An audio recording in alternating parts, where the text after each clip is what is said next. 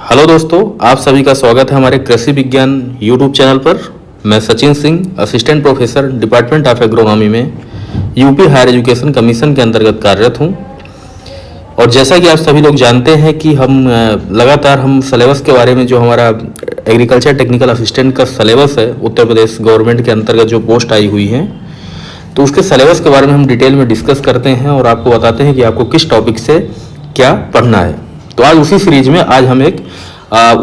हम आज एक नया टॉपिक डिस्कस करेंगे, उसके बारे में बताएंगे कि आपको क्या पढ़ना है। तो आज का हमारा टॉपिक रहेगा कि आपको जो इंसेक्ट पेस्ट एंड डिजीज में किस तरह से इस चैप्टर को डील करना है। This chapter is a plant protection, ठीक है। प्लांट प्रोटेक्शन का एक चैप्टर है, उसको आप कैसे डील करेंगे इंसेक्ट पेस्ट एंड डिजीज वाले पोर्शन को, ठीक है ना।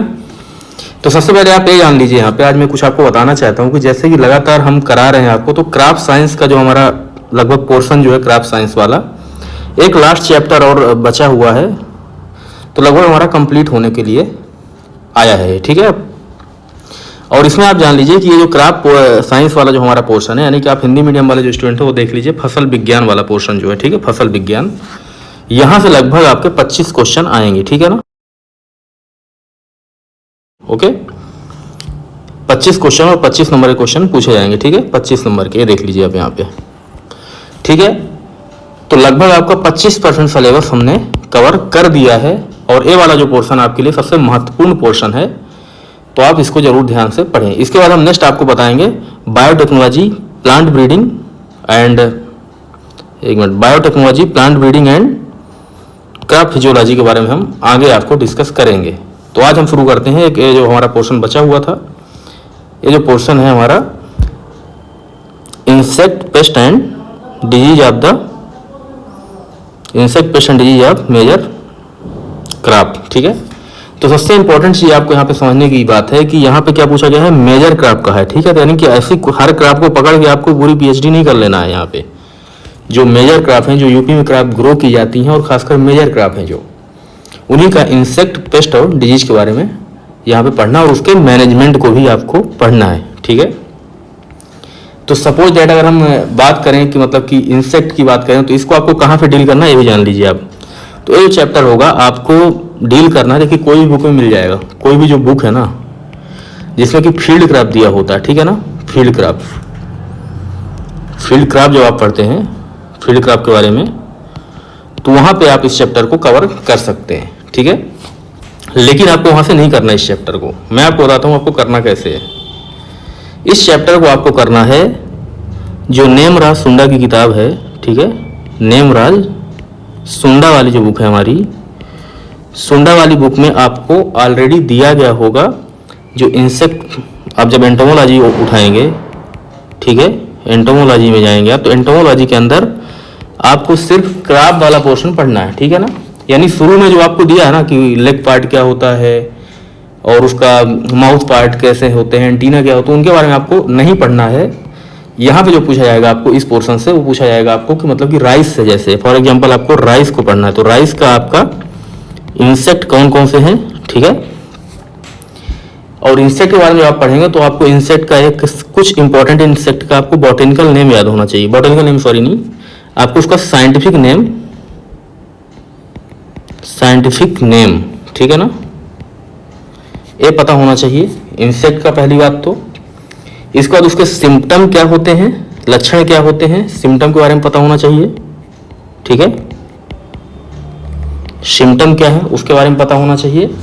और देन आपको पता होना चाहिए मैनेजमेंट के बारे में, ठीक है, मैनेजमेंट के बारे में। अब ऐसा तो नहीं कि पूरी चीज़ आप एकदम रट लेंगे एक साथ, तो आपको सारी चीज़ें भी नहीं पढ़ना यहाँ से। अब आपको कैसे पढ़ना मैं आपको बता रहा हूँ। एक मैं एग्जाम्पल एक राइस क्रॉप को लूँगा और इसको बाद मैं बताऊँगा आपको किस तरह से इसको डील करना है। इसी तरह से आप बाकी इंपॉर्टेंट जो क्रॉप हैं उनको आप कवर करेंगे, ठीक है।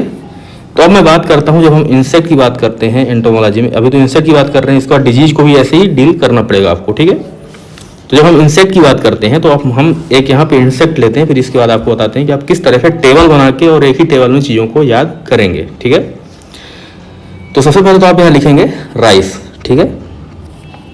एक कोई पर्टिकुलर क्रॉप ले लेंगे राइस की, इसको मैं थोड़ा मिनिमाइज करता हूँ, और यहाँ पे आप ले लेंगे राइस, ठीक है, यानी कि धान की फसल हम अपने यहाँ पे ले लिए। अब धान की फसल में इस चैप्टर को डील करना है। कौन से चैप्टर को? ए वाले पोर्शन को, insect pest and disease of the major crop and their management को। ठीक है, अब दोस्तों आपको क्या करना है कि सपोज दैट आप इस चैप्टर को डील कर रहे हैं तो आपको एक टेबल बनानी है। यहाँ पे क्या बनानी है? आपको टेबल बनानी है। और टेबल किस तरह की बनानी है मैं आपको बताता हूँ पूरा। ठीक है, उस तरह से टेबल में आप चीज़ों को एंट्री करेंगे। आप टेबल को सही तरीके से अरेंज करके बुक जो रहेगी आपकी नेमराज सुंडा की रहेगी, आप वहाँ से ही इसको इकट्ठा करके और बार बार जब इस टेबल को आप मेमोराइज करेंगे तो क्वेश्चन मैं आपको बता रहा हूँ वहीं से पूछे जाते हैं। ठीक है, तो इस चैप्टर को आप इस तरह डील करेंगे। और मैं बता देना चाहता हूँ कि बहुत ही इंपॉर्टेंट चैप्टर है, इसमें सारी चीज़ आपको नहीं पढ़ना, सिर्फ क्राफ्ट के बारे में पढ़ना है। ठीक है, क्राफ्ट से रिलेटेड चीज़ों को पढ़ना है। तो पहले तो आप एक टेबल बनाइए, और टेबल आपको कैसे बनाना मैं बताता हूँ। इस तरह से आप एक टेबल बनाएंगे जैसे मैं बना रहा हूँ, और आप इसको देख लीजिए पहले। अब इस टेबल को आप 3 भागों में बांटेंगे। पहला तो आप क्या लिखेंगे यहाँ पे? इंसेक्ट। ठीक है, दूसरा आप लिखेंगे डिजीज। ठीक है, और एक लिखेंगे आप वीड्स। ठीक है, मोस्ट प्रोबेबली चांस है कि यहाँ पे जो क्वेश्चन पूछा जाएगा आपका राइस और व्हीट या कि फिर पल्स का पूछ लिया जाएगा। ठीक है, लेकिन फिर भी आपको जो भी सारी क्रॉप मैंने शुरू में बताया था आपको पहले लेक्चर में होंगी, जो कि जिसे आप देख लेंगे वीडियो के माध्यम से ही, उन सभी का आपको एक टेबल अरेंज करना है। उसको बार बार जब आप देखेंगे तभी आपको अच्छी तरह से चीज़ें याद रहेंगी, वरना आपको भूल जाएंगी। ठीक है, अब इंसेक्ट में जैसा कि सपोज दैट पहला इंसेक्ट हमारा रहेगा, इसको यहाँ पे एक लाइन और खींच देते हैं हम लोग। ठीक है, देन ये हमने बनाया टेबल। इसके बाद इस तरह से आप चीज़ों को डिवाइड करेंगे। ठीक है, जैसा मैं कर रहा हूँ वैसे ही। ये मैं जस्ट एग्जांपल के तहत आपको बता दूंगा, इसके बाद आप सारे क्रॉप का करेंगे स्वयं ही। ठीक है, तो इस तरह जब टेबल बनाएंगे आप यहाँ पे, तो आपको क्या करना है कि इंसेक्ट में जैसे कि सपोज दैट पहली जो क्रॉप रहेगी राइस, आप यहाँ लिख सकते हैं। साइड में लिख दीजिए या कि इस तरह से लिख दीजिए राइस आप। ठीक है, जैसी आपकी मर्जी हो वैसा लिखिए। अब राइस का जब इंसेक्ट पढ़ेंगे तो राइस का पहली बात तो यहाँ पे आपको इंपॉर्टेंट इंसेक्ट का नाम लिखना है। तो पहली टेबल आपकी रहेगी इंसेक्ट कौन सा है उसके बारे में आप लिखेंगे, और दूसरा आपका रहेगा सिम्टम, इसका पता होना चाहिए। तो क्या लिखेंगे दूसरे में? आपको सिम्टम यानी कि लक्षण क्या। यह पहली टेबल रहेगी कि कौन सा इंसेक्ट है। जैसे मान लो आप लिख रहे हो यहाँ पे कि राइस का क्या है? स्टेम बोरर है। ठीक है ना, स्टेम बोरर, ब्रैकेट में लिख सकते हो आप तना छेदक। ठीक है, छेदक। ओके, इस तरह से आप टेबल बनाएंगे। इस टेबल में आप यहाँ पर अब सेकंड नंबर में जो टेबल है तो उसमें क्या लिखेंगे आप? यहाँ पे लिखेंगे सिम्टम यानी लक्षण क्या है इसके, लक्षण कह सकते हैं आप सिम्टम। ठीक है, इसके बाद लिखेंगे आप मैनेजमेंट। ठीक है, अब ये वाली डिजीज आपकी इंपॉर्टेंट है तो इसको आप थोड़ा डिटेल में लिख लेंगे। आप बड़ा पेपर लेंगे, हमारे पास तो एक लिमिटेड एरिया है यहाँ पे, आपको एक पेपर लेना बड़ा सा चार्ट वाला, और उसमें आपको इस तरह से एंट्री करना है ताकि आप इसको मेमोराइज कर पाए लगातार, या कि आप इसको चिपका लीजिएगा दीवार पे एक। अब यहाँ पे जैसे कि राइस का है तो राइस का आपको सिम्टम लिखना है। पहला तो इसका नाम लिख लेना आपको, साइंटिफिक नेम। अब मैं आपको बताता हूँ क्या क्या चीज़ें लिखना है। तो साइंटिफिक नेम लिखना आपको यहीं पे ही, ताकि क्योंकि साइंटिफिक नेम अगर पूछ ले तो आपको पता होना चाहिए। इसके जो भी डिजीज पेस्ट है, इंसेक्ट है राइस के, इसको आपको पूरी एंट्री करना है यहाँ पे।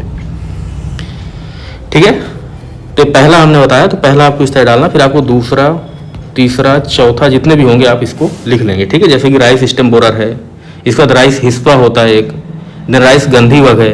ओके, देन इसके बाद आपका राइस में थोड़ा ज़्यादा है। ठीक है दोस्तों, ब्राउन प्लांट हॉपर है राइस का, राइस केस वर्म होता है। तो उनका मेन आपको फीचर्स इनके लिखना पड़ेगा। अब जैसे लक्षण में जब आप क्या लिखेंगे, लक्षण में आपको लिखना पड़ेगा कि मतलब कि क्या इसके इंपॉर्टेंट फीचर्स हैं। ठीक है, जैसे कि फॉर एग्जांपल की ये क्या होता है, राइस का जो स्टेम होता है उसमें क्या करता है, डेड हार्ट बनाता है। तो क्या होता है, डेड हार्ट बनता है, डेड हार्ट।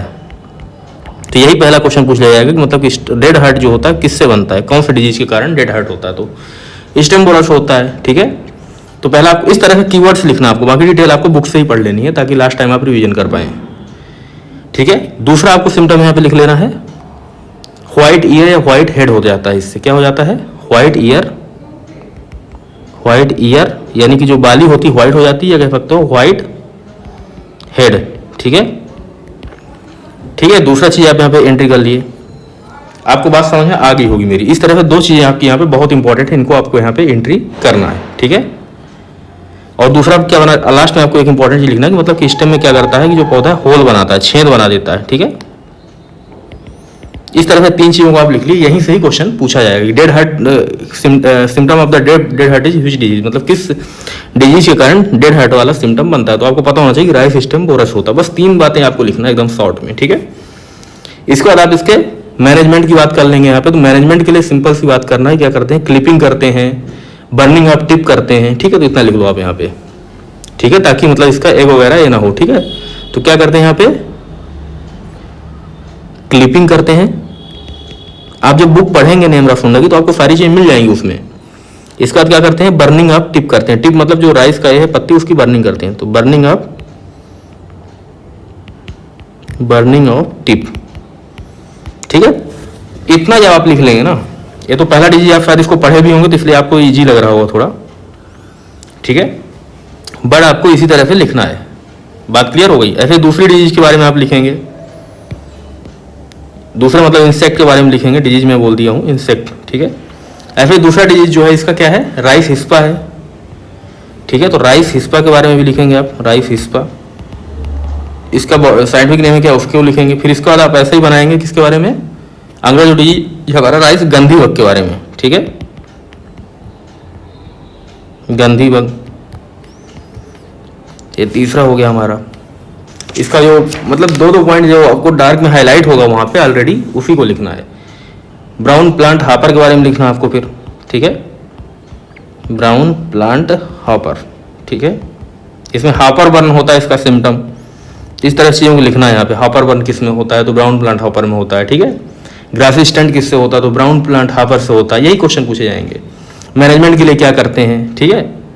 तो मैनेजमेंट के लिए कौन सा इमिडाक्लोपिड का यूज करते हैं, तो यहाँ पे आप लिखेंगे इमिडाक्लोपिड, बस इतना ही लिखिए आप, ठीक है। कुछ रेजिस्टेंट वेराइटी उसको लिख लीजिए आप, ये लेकर आप लेते हैं इसके बारे में लिख लीजिए। तो इस तरह से आप लिख सकते हैं। ऐसे ही राइस केसवर्म होता है, उसके बारे में लिख दीजिए आप, ठीक है। ग्रीन प्लांट हॉपर के बारे में लिखिए यहाँ पे, ठीक है, ग्रीन प्लांट हॉपर, ठीक है।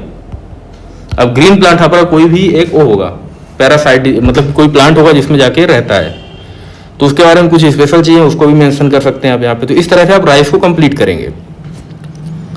आपको मैं आशा करता हूँ कि बात आपको समझ में आ रही होगी मेरी, मैं जिस तरह से बताना चाह रहा हूँ। अब आपने राइस यहाँ लिख दिया। अब राइस का आपको यहाँ पे डिजीज में भी यही करना है। डिजीज में क्या करना है, उसका नेम लिखना है डिजीज का एक पहले, ठीक है। देन आपको उसका सिम्टम लिखना है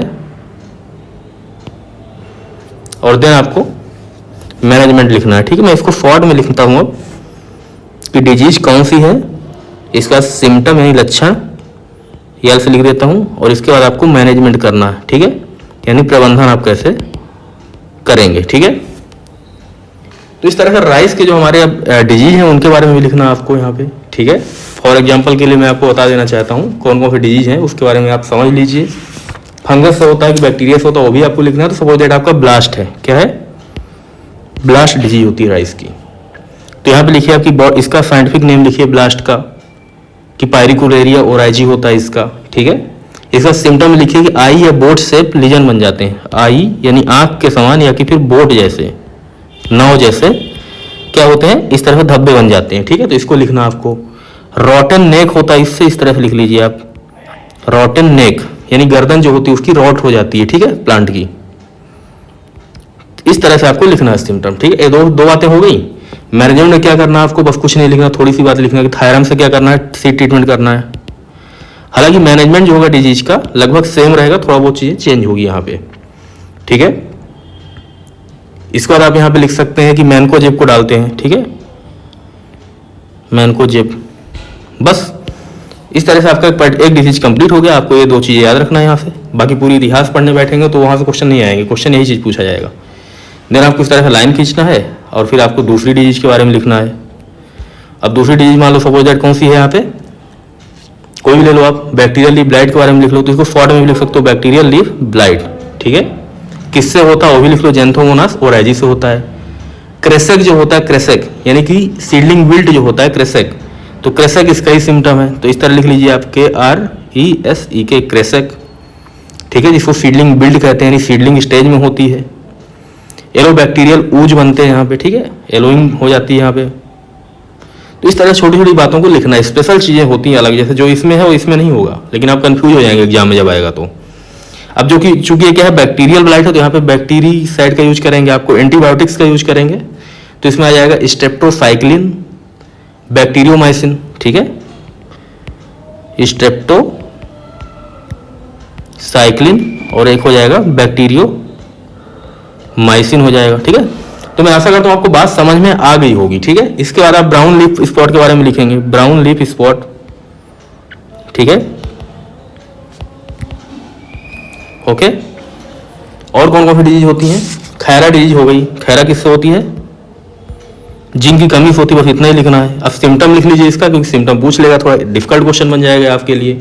तो सिम्टम में आप लिख सकते हैं कि मतलब नर्सरी स्टेज में होता है, जो कि क्लोरोटिक और लगभग कत्थे जैसा, मतलब कि ब्राउन कलर का, मतलब कि पूरा फील्ड दिखता है, ठीक है, पैच में। बकाने डिजीज के बारे में लिख लीजिए फिर आप यहीं पे, ठीक है। तो इस तरह से आप सारे जो डिजीज हैं, आप बात अच्छी तरह समझ लीजिए, यहाँ से आपको ऐसे ही कवर करना पड़ेगा, ठीक है। और इस तरह से आप यहाँ पे लाइन खींच के और अलग अलग करके मेन बातों को आप, मुख्य बातों को आप एक पर्टिकुलर चार्ट में इस तरह से आप प्रेजेंट कर सकते हैं दोस्तों। तो यहाँ तक बात आपको क्लियर हो गई होगी, मैं आशा करता हूँ आपसे। अब दूसरी चीज़ आपको बता देता हूँ, इस तरह से आपको राइस के बारे में लिखना है। अब कौन कौन सी क्रॉप को कंप्लीट करना है आपको, तो ये भी देख लीजिए आप। राइस हो गया, ठीक है, व्हीट हो गया, ठीक है, इन दो को तो अच्छी तरह से कर लेना आप, ठीक है। बार्ले के बारे में आप देखोगे तो बार्ले में और लगभग व्हीट में चीज़ें सेम होगी, कुछ इंपॉर्टेंट चीज़ें जो कि आप यहाँ पे अलग से टेबल में ही मेंशन कर लेंगे, जो अलग चीज़ें होंगी, ठीक है। बात समझ में आ रही है? इसका फिर पल मिट के बारे में लिखना है। पल मिट मतलब कि बाजरा, बाजरे के बारे में भी आपको लिखना है। बार्ले मतलब होता है जौ, इसके बाद आपको बाजरे के बारे में लिखना है, ठीक है, पर्ल मिट जिसको बोलते हैं। देन आप सोरघम का भी देख लीजिए यहाँ पे, सोरघम में।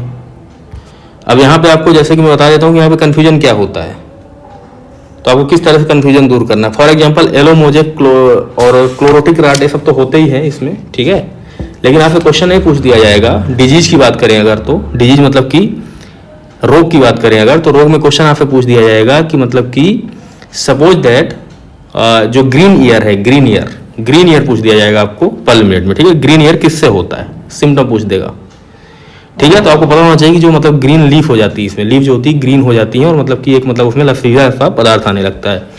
तो इस तरह की चीज़ें आपको यहाँ पे, स्पेशल चीज़ें आपको मेंशन करना है पूरी टेबल में। बात क्लियर हो गई होगी?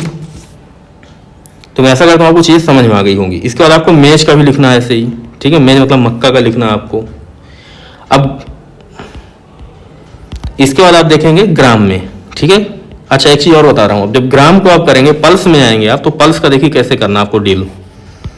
जब पल्स वाले पोर्शन में जाएंगे आप, पल्स मतलब दलहनी फसलों में जाएंगे आप, दलहनी फसलों में जाएंगे आप जब, तो दलहनी फसलों में आपको क्या बात का ध्यान रखना है दलहनी में, कि सपोज दैट मैं एग्जांपल दे देता हूँ, दलहनी में क्या होता है, बहुत सारे डिजीज सेम होते हैं, जैसे कि विल्ट हो गया, विल्ट मतलब उकठा रोग कहते हैं इसको, उकठा, ठीक है ना। तो उकठा सेम होता है सब में, तो इसके उकठा के सिम्टम आपको अच्छी तरह से पता होना चाहिए। तो इस सभी पल्स में चल जाएगा यही काम, चाहे फिर मतलब अरहर हो, चाहे चना हो, या कोई दूसरी पल्स सोयाबीन हो, ठीक है। बट आपको फिर भी स्पेशल लिख लेना है, ठीक है। तो डिजीज के बारे में लिख लेना आपको, फ्यूजेरियम ऑक्सीस्पोरम से होता है, ठीक है, फ्यूजेरियम विल्ट जो होता है। ये सॉयल बॉर्न डिसीज है, ये भी लिखना है, कहाँ से होता है, सॉयल बॉर्न डिसीज है, मोस्ट सीरियस है पल्स में, आपको पता ही है। इसके जो सिम्टम में क्या होते हैं स्पेशल, इसके बाद आपको मतलब कि मैनेजमेंट में लिख देना इसके, जैसे कि वहाँ पे आप टेबल में लिखेंगे कि कोई भी अगर रेजिस्टेंट वैरायटी जैसे कि अवरोधी होती है, ठीक है ना, अवरोधी एक रेजिस्टेंट वैरायटी होती है, किससे, अवरोधी, ठीक है, पल्स की एक मतलब विल्ट रेजिस्टेंट वैरायटी होती है। इसी तरह से आपको चीज़ों को लिखना है कि डीप सोइंग करना चाहिए, कि क्या करना चाहिए, क्रॉप रोटेशन करना चाहिए। तो मतलब कुछ इंपॉर्टेंट चीज़ों को आप यहाँ मेंशन करें, ताकि एग्जाम में है तो एकदम अचानक से आप वहाँ पे कंफ्यूज ना हो जाएं। बार बार जब आप इसको देखे रहेंगे तो आपको मतलब कि डील करने में आसानी होगी। देन आपको सोयाबीन के बारे में पता होना चाहिए सारी चीज़ें, ठीक है। सोयाबीन की डिजीज आप करेंगे यहाँ पे। सोयाबीन के अलावा आप ग्राउंडनट को कंप्लीट करेंगे, यानी कि ग्राउंडनट मतलब हो गया आपका मूंगफली, ठीक है। इसके बाद आपको मस्टर्ड को कंप्लीट करना है, क्रूसीफेरी वाले मस्टर्ड मतलब कि सरसों। सरसों में कुछ सेम अलग अलग इंपॉर्टेंट चीज़ें होंगी, जैसे सरसों का जो डिजीज होता है आपका, तो इसमें आपको पता होना चाहिए कि व्हाइट रस्ट होता है जो कि अल्बुगो कैंडिडस होता है, क्वेश्चन पूछा जाता है मस्टर्ड में। इसके बारे में लिखिए आप, इसके सिम्टम लिखिए कि लोअर लीफ में क्या होता है, इसमें मतलब कि कुछ स्पोर्स आ जाते हैं, ठीक है, व्हाइट कलर का हो जाता है लोअर लीफ में, नीचे साइड, इस तरह से लिखना आपको। और मैनेजमेंट में लिख लीजिए आपकी बीटॉक्स का यूज करते हैं, मैनकोजेब का यूज करते हैं, तो लगभग सेम चलेगा वो सब। फिर अल्टरनेट ब्लाइट के बारे में लिखिए। इस तरह आपको शुगर केन का भी कंप्लीट करना है। बड़े शुगर केन की बहुत इंपॉर्टेंट होती है, ठीक है, sugarcane is very important में आएगा, ठीक है, शुगर केन यानी कि गन्ना, ठीक है। गन्ना का बहुत अच्छी तरह से कंप्लीट करिए। और गन्ना का खासकर आपका जो रेड राट होता है, लाल सरण लोग होता है ना, जो रेड राट, उसको पढ़ लीजिएगा आप। सारी चीज़ें मैं नहीं बता पाऊंगा यहाँ पे, आपको बस मैं हिंट दे देता हूँ किन किन को पढ़ना अच्छे से। इसके बाद ग्रासी सूट डिसीज होता है एक, उसको पढ़ लीजिएगा, ठीक है। ग्रासी स्टंट होता है, उसको भी देख लेना आप, ठीक है। स्मट के बारे में देख लेना, गन्ने का जो होता है, ओके। ऐसे ही रेड स्ट्रिप होता है। तो मतलब जो मेन चीज़ें हैं उनको आप अच्छी तरह से पढ़ेंगे। इसमें आपको रेड रॉट के बारे में कंप्लीट चीज़ें पता होनी चाहिए, मैनेजमेंट कैसे करते हैं, इसके सिम्टम क्या होते हैं, इसमें क्या क्या प्रॉब्लम्स आती हैं, कौन कौन सी वेराइटी जो ससेप्टेबल है, ठीक है। ग्रासी सूट डिसीज है, इसके बारे में पढ़ लेना गन्ने में, ठीक है, ग्रासी सूट डिजीज, ठीक है। तो दोस्तों मैं आशा करता हूँ आपको चीज़ें समझ में आ रही होंगी जो मैं बता रहा हूँ, जिस तरह से कैसे आपको टेबल बनाना है, ठीक है। तो इस तरह से आपको ये जो सारी क्राप है उसको कंप्लीट करना है। पोटैटो का भी फिर देखना है आपको, ठीक है। पोटैटो का आप पढ़ लीजिएगा, पोटैटो मतलब आलू, ठीक है। देन आपको कॉटन को देखना है। कॉटन आप छोड़ भी सकते हैं क्योंकि कॉटन में पूछा नहीं जाता, लेकिन कॉटन का आप जो लाल कीड़ा होता है कॉटन का, उसके बारे में जरूर आप बना लेना, ठीक है। इसके बाद आपको फिर इस तरह से कुछ इंपॉर्टेंट फलों में और वेजिटेबल में भी देखना है, ठीक है। तो इंपॉर्टेंट आपको वेजिटेबल्स का भी कवर करना है यहाँ पे, ठीक है। तो वेजिटेबल्स में आपको जैसे कि सोलेनेसी फैमिली वाले जो भी हैं, टोमेटो हो गया, ब्रिंजल हो गया, पोटैटो हो गया, पोटैटो ऑलरेडी हो गया ऊपर, तो इस तरह से कैप्सिकम हो गया, इनको आप कवर कर लीजिएगा। बस इतना ही पढ़ना है आपको। देन आपको मतलब फ्रूट में आपको बनाना का देख लेना। आप फ्रूट में किसका आप देखेंगे, फलों में बनाना का, केले का आप देख लेना बढ़िया से, ठीक है, केले का जरूर पूछा जाएगा। और इंसेक्ट आपको पूछ लिया जाएगा मैंगो का, इंसेक्ट में आपको मैंगो करना है, ठीक है। मैंगो में मिलीबग वगैरह जो होता है ना, आम में मिलीबग, उनको सबको अच्छी तरह पढ़ना है। इस बार सिट्रस का देख सकते हैं, कैंकर वगैरह, ठीक है। सिट्रस कैंकर किससे होता है, डाइबैक कैसे होता है, गमोसिस कैसे होता है, इन तीनों के बारे में आपको टेबल में ही मेंशन कर लेना थोड़ा सा। बस इतना ही करना आपको, और कुछ नहीं करना। मतलब यहाँ पे फ्रूट में आपको बनाना और सिट्रस देखना है। वेजिटेबल में आपको बता ही दिया मैंने, पोटैटो और टोमेटो और ब्रिंजल, ठीक है। बस आपको इस तरह से इतने हमने क्रॉप बताया, इसकी आपको टेबल बनाना है। शुरू की जो क्रॉप है जैसे कि राइस हो गया, पोटैटो हो गया, इनकी थोड़ा मतलब लंबी हो सकती है टेबल, लेकिन बाकी फिर थोड़ा थोड़ा इसमें 2-2, 3-3 डिजीज रहेंगी, ठीक है। तो इस तरह से हमने इंसेक्ट और डिजीज को कवर किया दोस्तों। देखो मैं आपको बता देना चाहता हूँ कि आपको कोई एग्जाम अगर क्रैक करना है तो उसके लिए सिर्फ पढ़ना इंपॉर्टेंट नहीं होता है। पढ़ तो सभी रहे हैं, लेकिन आप अलग क्या कर रहे हो वो महत्वपूर्ण होता है। तो आपको इस तरह से टेबल जो मैं बता रहा हूँ, आप टेबल अच्छी तरह से बना लीजिएगा, क्योंकि आपको मेमोराइज करने में आसानी रहेगी। वरना आप एग्जाम की रात आप सिर्फ डिजीज ही पढ़ते रह जाएंगे पूरी रात, और चीज़ें आपकी कवर नहीं हो पाएंगी। एंटोमोलॉजी, पैथोलॉजी और वीड साइंस के नाम पे यहाँ से जो टेबल है ना, इस टेबल से बहुत सारी चीज़ें कवर हो जाएंगी। मैं आपको बता देता हूँ, पूरी एंटोमोलॉजी इसी टेबल के बेस में रहेगी। जो पहले मैंने एक लेक्चर पढ़ाया है उसमें आप देख लेना मेन चीज़ें। बाकी जो एंटोमोलॉजी और पैथोलॉजी है ना, इसी के बेस में रहेगी, और बाकी इसके अलावा आपको कुछ पढ़ने की ज़रूरत नहीं है, मैं भी बता रहा हूँ आपको। लेकिन आप इस टेबल को अच्छी तरह से तैयार कर लीजिए, इसमें कोई चीज़ छूटना नहीं चाहिए, ओके। तो मैं ऐसा करता हूँ बात हमारी आपको क्लियर हो चुकी होगी। अब हम चलते हैं वीड्स के ऊपर, ठीक है। तो वीड्स में देखिए बहुत ईजी है वीड्स का टेबल बनाना। टेबल बनाना आसान है वीड का, ठीक है। वीड में आपको क्या करना है, बस राइस में आपको जैसे है, तो राइस में कौन कौन से वीड्स होते हैं, ठीक है। तो नेम लिखना आपको वीड्स के, यानी खरपतवार के नाम लिखना आपको। खरपतवार जो है ना, उनके नाम लिख लीजिए बस आप। जैसे कि राइस में क्या होता है, जंगली धान हो गया, इकानोकोआ कोलोना होता है जिसका, इकानोकोआ क्रिसगिल्ली होती है, उसका साइंटिफिक नेम भी आपको पता होना चाहिए, ठीक है। तो साइंटिफिक नेम के साथ आपको वीड के नाम लिख लेना है। जैसे राइस के हो गए, इसके बाद व्हीट के हो गए, ठीक है। व्हीट के बाद आपको पल्स में देख लेना है फिर, ठीक है, डायरेक्टली। बाकी सेम रहेगा व्हीट का और बार्ले का, ठीक है, जो भी चीज़ें हैं। रबी के वीड्स, खरीफ की फीड आप देख लीजिए, वो आपको पहले ही मैंने बता दिया है। तो इस तरह से, और वीड में ऐसा तो है नहीं कि मतलब यहाँ पे वीड्स होते हैं। वेजिटेबल्स में वीड का आप थोड़ा थोड़ा देख लीजिएगा, बाकी आपको फ्रूट में वीड्स को देखने की ज़रूरत नहीं है, ठीक है। इसके बाद कौन कौन से आपको वीडिसाइड यूज करना है, इसको जरूर आप देखिएगा। जैसे कि राइस में आप, व्हीट में सपोज दैट आपसे पूछा जा सकता है क्वेश्चन, व्हीट में कि जो इकाई, व्हीट में आपका जो फैलरिस माइनर है, फैलरिस माइनर यानी जिसको कहते हैं हम गेहूं का मामा, ठीक है, इस तरह से आप लिखेंगे। इसको कंट्रोल करने के लिए किसका यूज किया जाता है? तो पहले तो आइसोप्रोटूरान करते थे हम लोग, आइसोप्रोटूरान का। इसके बाद हम सल्फोसल्फ्यूरान का किए क्योंकि रेजिस्टेंट हो गया है इससे, ठीक है, तो सल्फोसल्फ्यूरान का करना है। इसके बाद अभी कर रहे हैं हम लोग पिनॉक्साडेन का, ठीक है,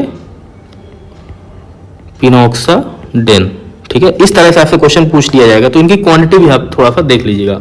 जैसे जो अभी रिसेंटली यूज किया जाता है तो इसका आपको अमाउंट पता होना चाहिए, सल्फोसल्फ्यूरान कितना होता है ये भी पता होना चाहिए। ऐसे राइस में बहुत सारे जो हमारे यूज किए जाते हैं, लेकिन आपको यहाँ पे बिस पायरीबैक सोडियम जो होता है, नामनी गोड बिस पायरीबैक सोडियम, ठीक है, किसके लिए करते हैं? नॉमनी गोड जिसको बोलते हैं। तो इस तरह से आपको सारे मतलब जो भी हैं, प्रोपानिल के बारे में पता होना चाहिए आपको, प्री इमरजेंसी, पोस्ट इमरजेंसी, पेंडिमिथिलिन तो सभी में यूज करेंगे, ठीक है। तो इस तरह से आप यहाँ पे पूरे जो हमारे 5-6 प्रकार के मतलब कि जो राइस के लिए हैं उनकी आप टेबल बना लीजिएगा। बस इतना अगर आप कर लेंगे, इसमें टेबल आपको इतनी बनाना है और इसमें भी मतलब कि कुछ ही टेबल बनाना है, कुछ जो खास हर्बिसाइड यूज किए जाते हैं उनको आपको लिखना है, ठीक है।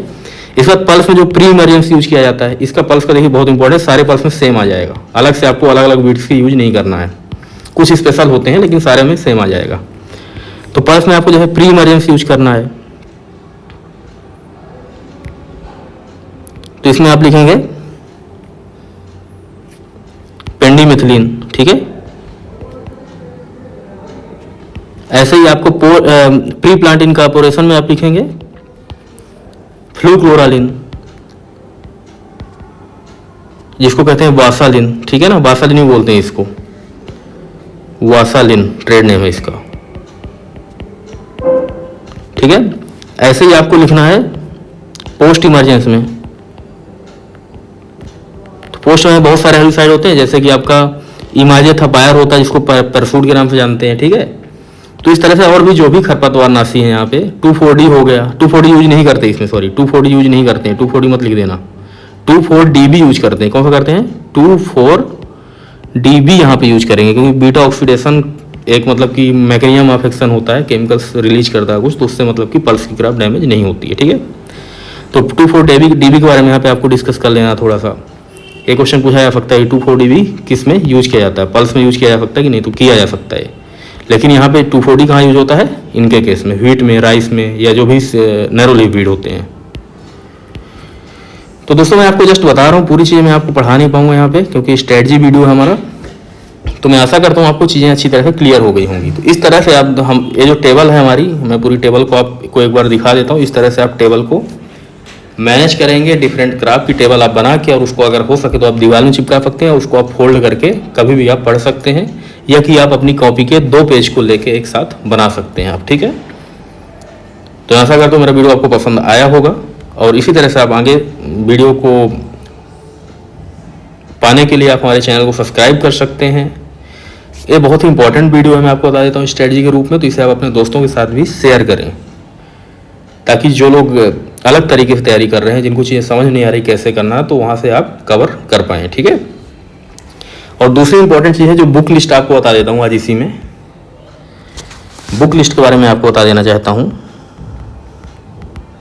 ठीक है। तो बुक लिस्ट के नाम पे ना, देखो मेरा जो परसेप्शन में बता रहा हूँ, मैं तो बहुत सारी किताब पढ़ा हूँ अपने टाइम पे, लेकिन दोस्तों आप सारी किताब नहीं पढ़ सकते और ना ही उसको याद कर सकते, ठीक है, ये तो फैक्ट है एक। तो जो सबसे अच्छी बुक है अभी फिलहाल, वो सबसे अच्छी बुक जो है नेमराज सुंडा की है, ठीक है ना। कौन सी है? नेमराज सुंडा की है, ठीक है। अब इसको मैंने अच्छी बुक क्यों बोला? हालांकि बुक तो खराब है, क्योंकि इसमें बहुत फैक्ट दिया हुआ, सीधा टू द पॉइंट चीज़ें दी हुई हैं, तो याद करने में तो बड़ी दिक्कत होती है। इन्फॉर्मेशन भी पूरी नहीं दी हुई है, ये भी एक इसकी कमी है बुक की। लेकिन इसकी जो बुक की अच्छी बात है कि ये जो बुक है आपकी नेमरा सुंडा की, इसमें आपको सारी इन्फॉर्मेशन मिल जाएगी, ठीक है। सारी इम्पोर्टेंट इन्फॉर्मेशन आपको मिल जाएगी जो कि क्या होती है, एग्जाम में आती है, ठीक है। पीएचडी करने के लिए आपको इसको नहीं पढ़ना पड़ेगा, लेकिन आपको जो एग्जाम में आती है चीज़ें वहाँ यहाँ से कवर हो जाएंगी। हो सकता है चीज़ यहाँ से याद नहीं होंगी आपको, उसको याद करने के लिए आपको डिटेल वाली बुक पढ़ना पड़ेगा, ठीक है। डिटेल में आपको चीज़ों को पढ़ना पड़ेगा ताकि आपको कॉन्सेप्ट अच्छी तरह से समझ में आए, तभी आप चीज़ों को याद कर पाएंगे। लेकिन जो एक वाली किताब है इसको आप पढ़ लेंगे तो इससे काम हो जाएगा। इसके बाद आपको दूसरी बुक मैं बता देता हूँ, अरुण कात्यायन सर की बुक है जो, इसको भी अच्छी तरह से पढ़ना है आपको, ठीक है। तो दूसरी बुक ये होगी। मैं 2 ही बुक टीए के लिए सजेस्ट करूंगा, बाकी एग्जाम के लिए तो बहुत सारी किताब पढ़ना पड़ेगा आपको, ठीक है। अब एक इंपॉर्टेंट चीज़ है, ऑब्जेक्टिव किताब कौन सी करें, ठीक है।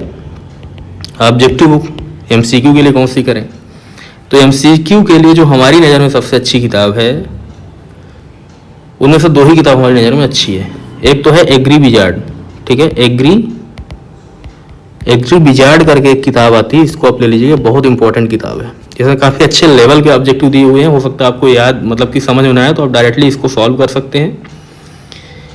तो एक तो एग्री विजार्ड को करना है सारे सब्जेक्ट इससे, और दूसरी किताब आपको करना है एस.आर. कांतवा की, ठीक है।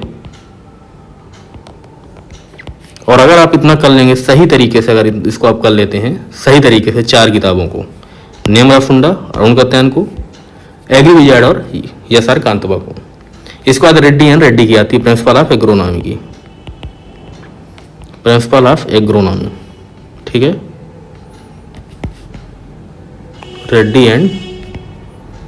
रेड्डी सर की बुक आती है, ठीक है। तो इसके बाद अगर आपको टाइम मिलता है तो आप इसको रीड आउट कर सकते हैं, कुछ इंपॉर्टेंट चीज़ें जो कि मैं लास्ट में आपको बता दूंगा कि इस बुक से क्या क्या चीज़ों को पढ़ना है। पहले आप जिस तरह से बता रहा हूँ उस तरह से आप इसका नोट्स बनाते रहिए, चीज़ों को पढ़ते रहिए, और अगर हमें टाइम मिलेगा तो हम चीज़ों को पढ़ा भी आपको देंगे, ठीक है। ऐसी बात नहीं है, मैं पढ़ा दूंगा आपको, लेकिन आप जिस तरह से बता रहा हूँ आप उस तरह से अपने नोट्स को अरेंज करते रहिए दोस्तों, ठीक है। तो इस तरह से हमने आज जाना कि आपको ये जो पोर्शन है इंसेक्ट पेस्ट एंड डिजीज वाला, इसको किस तरह से डील करना है और किन किन चीज़ों को यहाँ से पढ़ना है, ठीक है। इस तरह से हमारा लगभग 25 नंबर का पोर्शन तैयार हो जाएगा। लास्ट एक हमारा पोर्शन बचेगा ये वाला, इसको हम अगले लेक्चर में देख लेंगे, ठीक है, जो कि principle and system of the produce storage वगैरह के बारे में दिया हुआ है, ठीक है। तो इसके बारे में हम स्टोरेज के बारे में हम आपको लास्ट में कल या कि कोई नेक्स्ट लेक्चर भी होगा जब भी हम आपको बता देंगे कि क्या क्या पढ़ना है इनमें, ठीक है। तो आज के लिए इतना ही दोस्तों, थैंक यू सो मच। और अगर हमारा वीडियो पसंद आया तो आप वीडियो को लाइक करें, चैनल को सब्सक्राइब करें और अपने दोस्तों तक भी इसे शेयर करें। Thank you.